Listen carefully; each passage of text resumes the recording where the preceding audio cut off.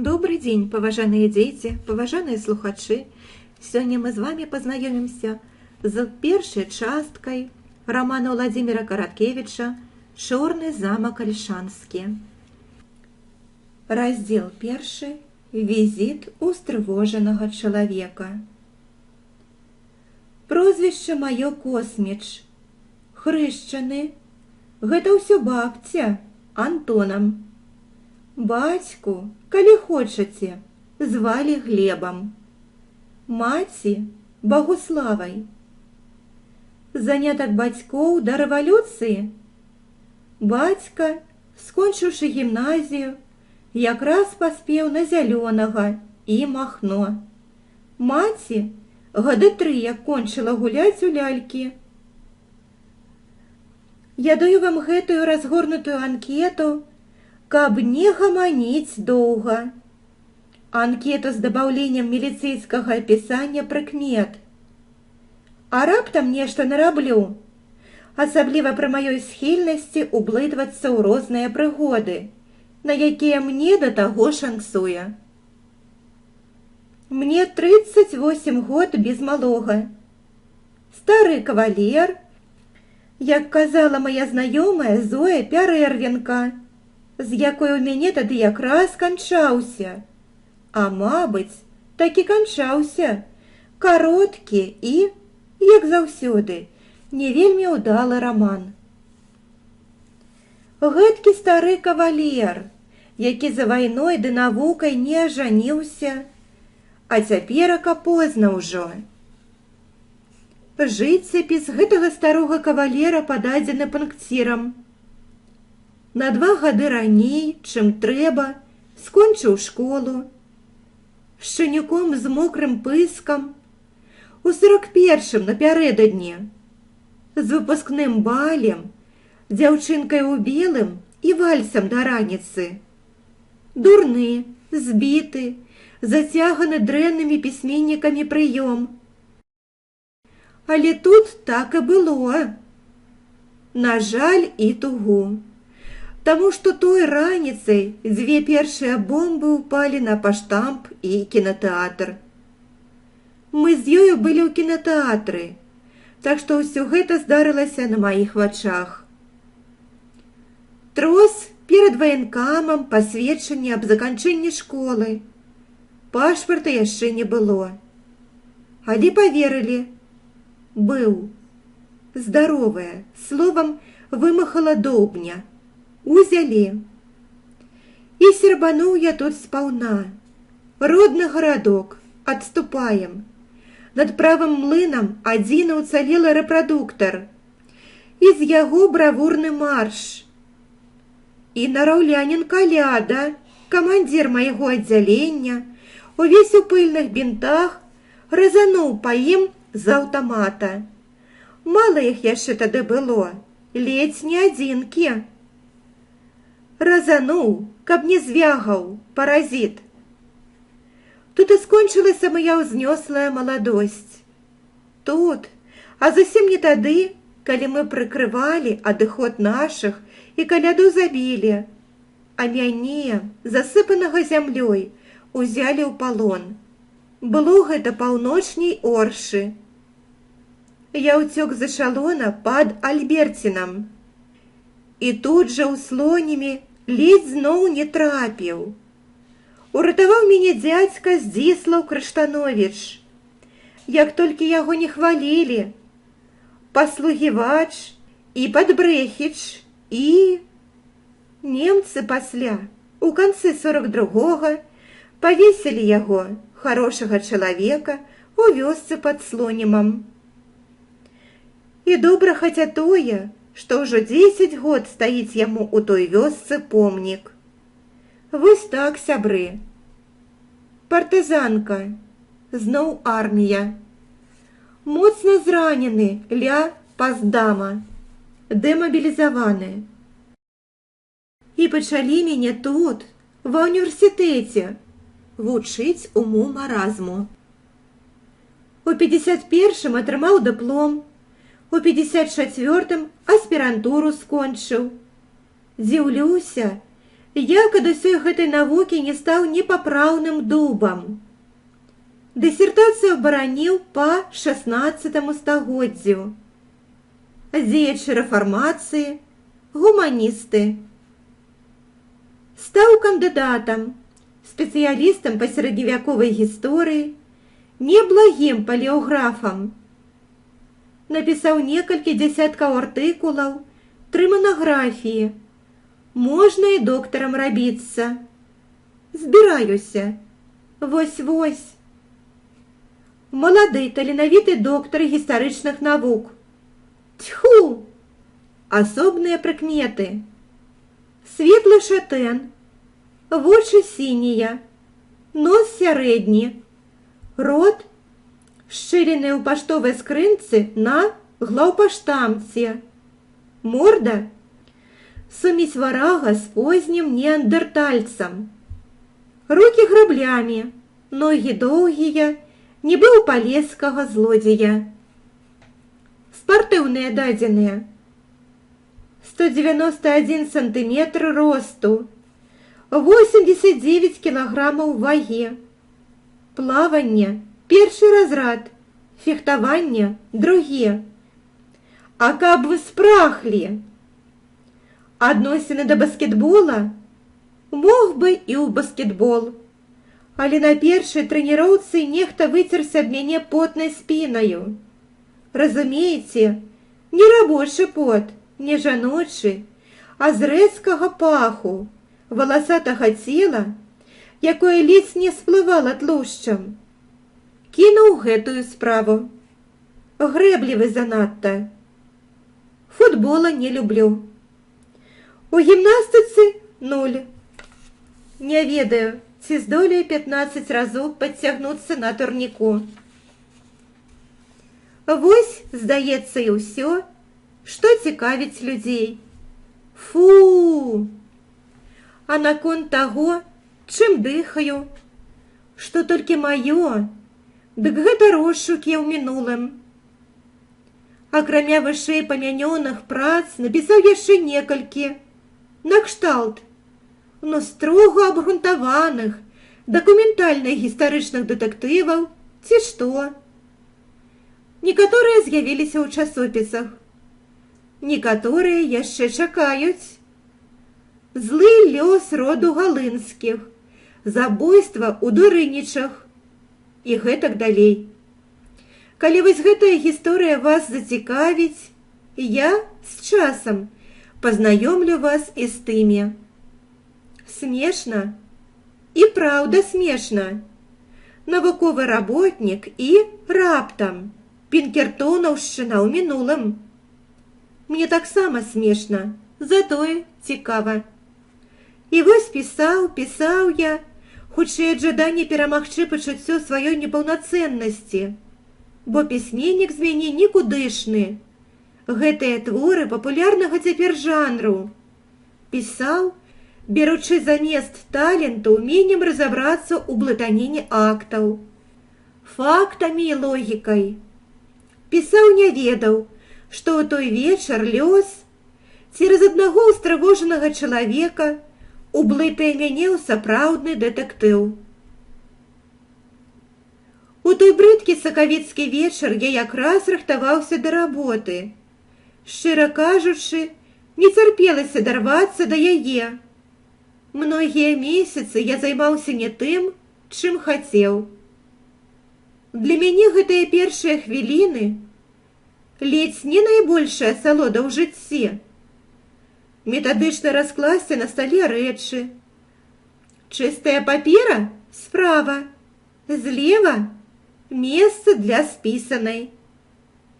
Справа крыху далей вымытая да рыпення попельніца. Ля яе не чапаны, абавязкова не чапаны, пачак цыгарэт. 2 ручкі запраўлены чарнілам. На падаконні злева свежазмолатая кава у герметычным слоіку і кававы апарат. На стале ані парушынкі. Сам ты толькі што пагаліўся, узяў ванну, абавязкова надзеў новую чыстую кашулю. Перад табою бялюткі аркуш і льснянай паперы, і зялёная лямпа кідае на яго яркае ў салатавым паўзмроку кола. Ты можаш адкласці работу да раніцы. Усё адно ўнутраны ты падрыхтаваны да яе. А можаш сесці і зараз. А чорт яго бяры, што за вокнамі шалее і коса імчыцца мокрая тхлань сакавіцкага снегу, што за ім ледзь відны вулічныя сіратлівыя ліхтары, скручаныя цені прахожых, рухомы вежавы кран непадалёк і чырвоная іголка тэлевышкі наводдаль. Нічога, што так тужліва калоцяцца аблепленыя снегам дрэвы і так бяздонна блішчыць пад рэдкімі ліхтарамі асфальт. Няхай, у цябе цёпла, і ты ўвесь, і скураю, і нутром, падрыхтаваны да вялікай работы, адзінага пэўнага, што ў цябе ёсць. І ўсё гэта, як быццам чакаеш найдарожчага спаткання, а яно чакае цябе, і сэрца замірае і падае, і незайманы, цнатлівы ліст паперы чакае першага пацалунка пяра. Званок. Я унутрана вылаяўся. Але стол быў прыбраны, і чакаў, і мог чакаць да заўтра, і, можа, гэта было яшчэ лепей, як лепей чакаць дарагога спаткання, каб даўжэй адчуваць лікуючую непатульнасць. Легче спаць, ведаючы, што заўтра прынясе першую, заўсёды першую, радасць, і прачнуцца з адчуваннем гэтай радасці і ўстаць, і ўзяць яе. Да таго ж званок быў знаёмы толькі для сваіх. Да і хто пацягнуўся б некуды з хаты ў такую сабачую золь без пільнай патрэбы? Я адчыніў дзверы. На пляцоўцы стаяла, дыгаючы, як жораў нагамі, худая, тонкая постаць у цёмна-шэрым паліто, саматканым клятчастым шаліку, тоўстым, як коўдра, і ў бабровай шапцы. Бабёр гэты ад расталага снегу, шчыра кажучы, дужа нагадваў кошку пад дажджом. Вярнуўся ў родную стыхію. Заходзь, Мар'яня. Ён нібыта юкнуў у перадпакой, ляпнуў за сабой дзвярыма, уздыхнуў і толькі тады сказаў: а быць таму палацу князькаму багатаму, як касцёл, ды надалей фундаваць касцёлы. Мы з ім любілі часам паразмаўляць у стылі барока. Але на гэты раз жарт у яго не атрымаўся. Занадта бязрадная была усмешка, занадта няўпэўнена расшпільвалі паліто худыя доўгія пальцы. Гэта быў Мар'ян Пташынскі, адзін з нямногіх маіх сяброў. Ларнік вучоны. Гэта галоўны над архівам. І сапраўды адзін з лепшых у краіне знаўцаў архіўнай справы. Вядомы, праўда, значна больш як калекцыянер-аматар. Калекцыянер амаль неверагодна абазнаны і ўзброены найглыбейшымі ведамі, беспамылковым густам, сабачым нюхам на фальшывае і сапраўднае, сталёвай інтуіцыяй і чуццём на падробкі. Мы з ім любім адзін аднаго. Ён ледзь не адзіны чалавек з вучонага свету, які не ставіцца іранічна да маіх гісторыка-крымінальных розшукаў.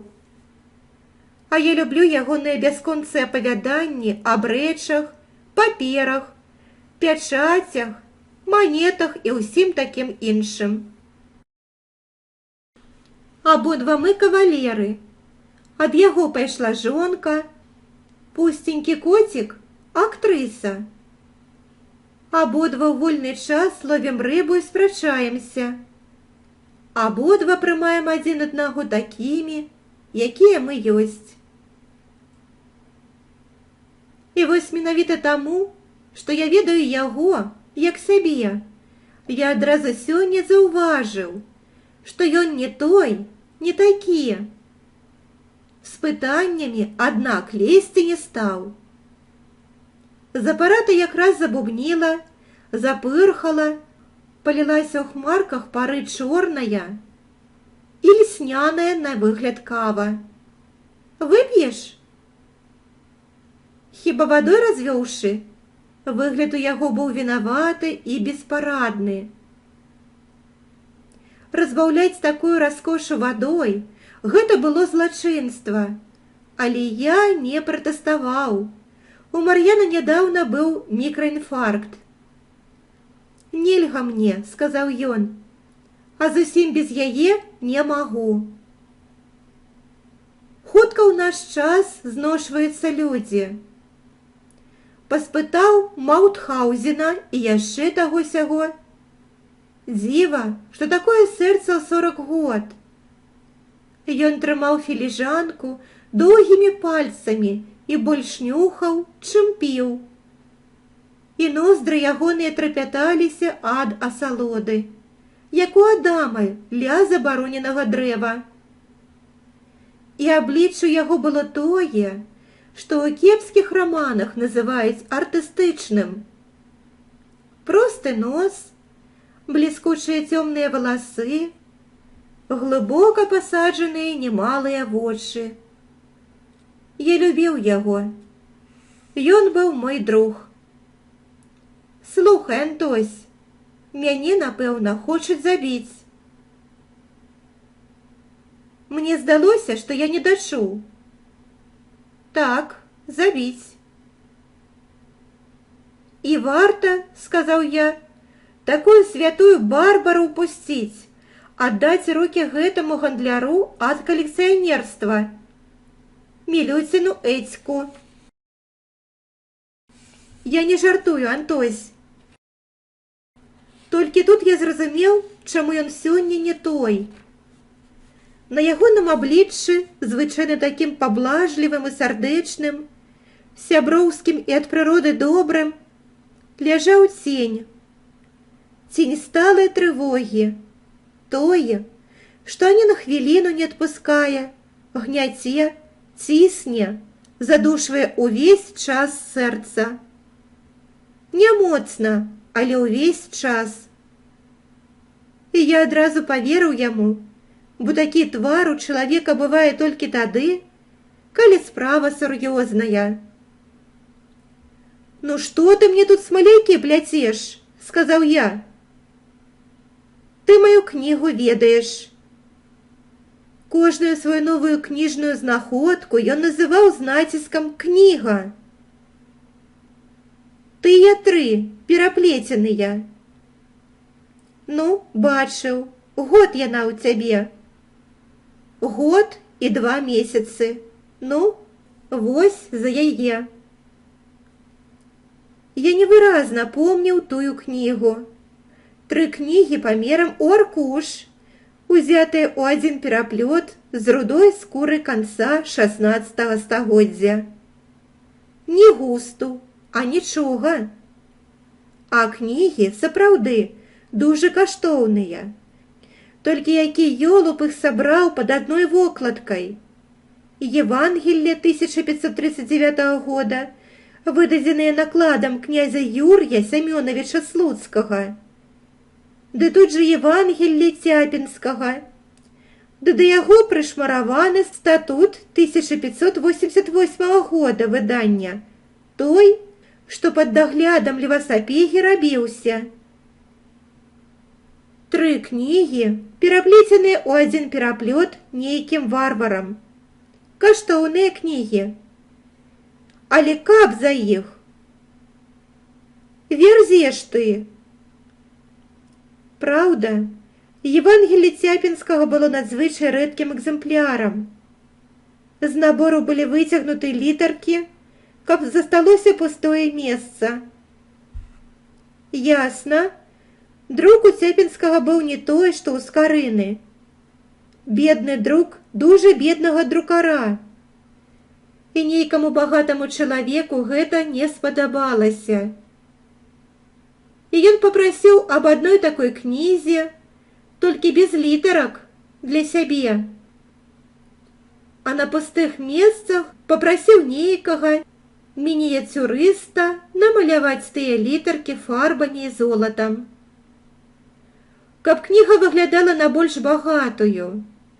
І мастак гэта зрабіў. З густам і умельствам. Але каб чалавек адчуваў сябе ў небяспецы за нейкія 30 мініяцюр? «Распавядай», — сказаў я. Бо я верыў. Верыў гэтым устрывожаным вачам, злёгку скрыўленаму роту, неспакойным пальцам, нервовай спіне, напятай, як лук, вось-вось выскачыць звер. Ходзіць за мною увесь час. За вокнамі снег падмяты раніцамі. І калі з работы вяртаюся, сабакі нервуюцца, як прыходжу.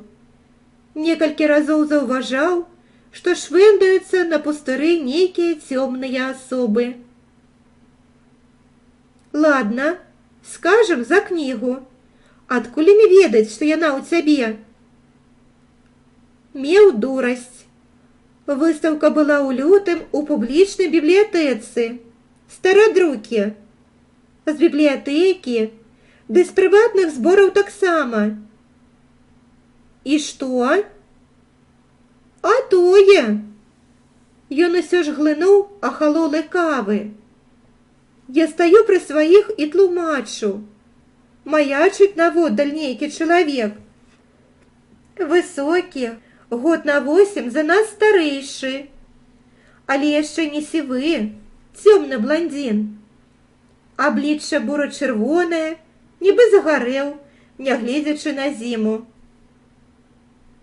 Па тыпе і вопратцы, не разбярэш. Ці то настаўнік вясковы, ці то старшыня сельсавета. Рукі як быццам не дужа спрацаваныя, але ўсё ж. Мар'ян сербануў яшчэ раз. І просіць, ці не дазволіце зірнуць. І такая ў яго голасе пачцівасць, такая непадробная павага да сапраўднай вучонасці, так хвалюецца, аж чырванее, што я дазволіў. Гартае як чалавек, нават занадта асцярожна, за верхні рог старонкі, прыглядаўся, ледзь не чытаў некаторыя. Прыемна было, што ёсць людзі, якія хаця і не ведаюць, а цікавяцца, любяць. Ён сядзеў на тахце, на стракатай лельчыцкай посцілцы, і ў паўцемры вадка блішчалі ягоныя вочы. Каву ён дапіў, пальцамі узяў замок сваё вузкае і моцнае калена. І вось тут першае, што мне не спадабалася. І дзе ж вы гэта дасталі? На гары у аднаго сярод непатрэбных кніг знайшоў. І няўжо гэта прадаюць і купляюць? І вы, можа, прадалі б? Я шукаю, не шкадую ні вушэй, ні вачэй, ні ног. Купляць такія рэчы ў мяне купіла няма, а прадаваць таксама не прадаю. Пасля маёй смерці ўсе гэтыя рэчы, за выключэннем некаторых, пойдуць у музей майго роднага гарадка. І нейкая такая скутасць у яго рухах. То чаго б цяпер не прадаць? Ды і пайшоў. Дай цыгарету. Шкодна табе, Парашковае малако піць шкодна. Не спадабаўся ён мне пад канец. Быццам здаровы нейкі звер з металічным зубам абнюхаў усё. Разведаў, ды і пайшоў. Трэ было б усё гэта ўжо зараз аддаць. Ды не магу, дасюль не мог. Вышэй сіл было жывому разлучыцца з гэтым. Ты памятаеш, як я ўсё гэта збіраў? Як у варончы пад руіны кляштара ў сховішча замаскаванае на чэраве лазіў? Як ад селядцоў ратаваў кнігі? Як мне мой Мікола дастаўся, на якім дровы секлі? Як мяне пад слонімам у крамянёвай шахце заваліла? Як я ўсё гэта рэстаўраваў? Пылам дыхаў, ад хімікаліяў кашляў. Добро, усё гэтае ад смерці ўратаванае, палюбуюся толькі да лета, ды аддам. А пусцее хата. І не сюды аддам, на пыл у запасніку, а ў свой Руцк. Там яны царамі стаяць будуць. А пусцее хата. Ну, ды гэта мне ненадоўга. Цяпер ужо скора. Дужа скора. Плюнь. Не, братка, ведаю, цяпер скора. Не курыў бы. Не магу, абмяжоўваю сябе, а не магу. Змяў цыгарету. Прыгожы ён, калі думае. Не тое, што моя варажская храпа. І дурніца ж гэная праклятая баба, ягоная былая жонка. Ах, матыль серабрысты! Ах, сю-сю! Ах, славуты Іванскі з гамерычнымі ляшкамі! Ах, Кафка! Ах, сцэна! А сама не ў сцэне, а не ў кафцы, а не ў зуб нагою. Як скажа, то з поля вецер. Садым. Ганарылася б, што хаця адзін чалавек у сям'і разумны. Я б на яе месцы такога ў пантофель цалаваў, як папу рымскага. Ды яна, чуў, і хацела вярнуцца, але не захацеў ён. Пасля званок, сказаў Мар'ян. Малады, інтэлігентны голас. Зараз усе інтэлігентныя. Прадайце. Не прадаецца. Гэта майго музея ў Руцку, а не маё. І яшчэ падобны званок, іншым голасам. А пасля ледзь не кожную ноч. Прадайце, прадайце, прадайце. Ты што, не ведаеш, як тэлефонных хуліганаў лавіць? Спрабаваў. Званілі з аўтаматаў у розных канцах горада. Прадайце, прадайце. Набяры адзінку і пакладзі трубку. Ніякая зараза не дазвоніцца. Не магу. Кожную ноч чакаю званка. Што такое? У Юлькі рак. Юлька, гэта ягоная былая жонка. Вось табе і маеш пірог з бобам. Я маўчаў. Адступілі некуды кепскія думкі аб ёй. Перад гэтым усе роўныя. Мне было сорамна. Яна пра гэта яшчэ не ведала, як хацела вярнуцца. Ляжыць цяпер недзе ў Гомлі. Грошы патаемна дасылаю. Медсястра піша аб усім. Звоніць. Кажа, пасля аперацыі лягчэй. А я не веру. Думаю кожную ноч. Вось званок. І ўсё здаецца, нібы я пра гэта ведаў і адштурхнуў. Зараз бы вярнуць, ды не даруе. Бог ты мой, ён яшчэ і слова даравання помніць, святы асёл. А ўвесь напяты і ўвесь трывожны, Чорт бы цябе, сабачага сына, любіў. Ну, аб гэтым досыць. Вяртацца ёй да чалавека, які ў шлях выпраўляецца, няма чаго. Ачуняла б толькі. Твар яго раптам стаў рашучы. І шкадаваць аб тым, што не збылося, не выпадае.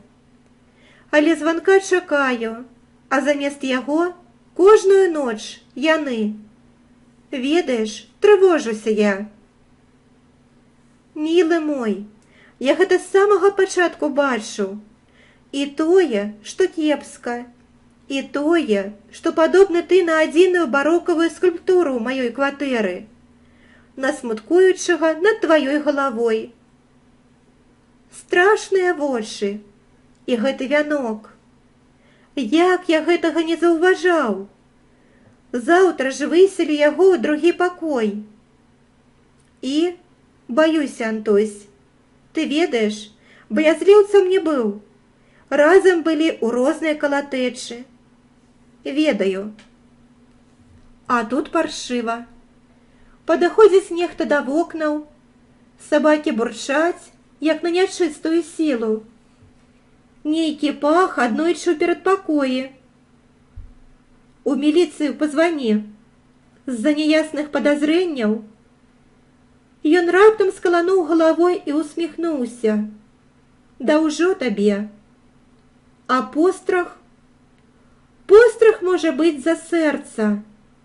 У сардэчнікаў гэта бывае. Гэткія прыпадкі неасэнсаванага, беспрычыннага постраху. І ў мяне і раней былі.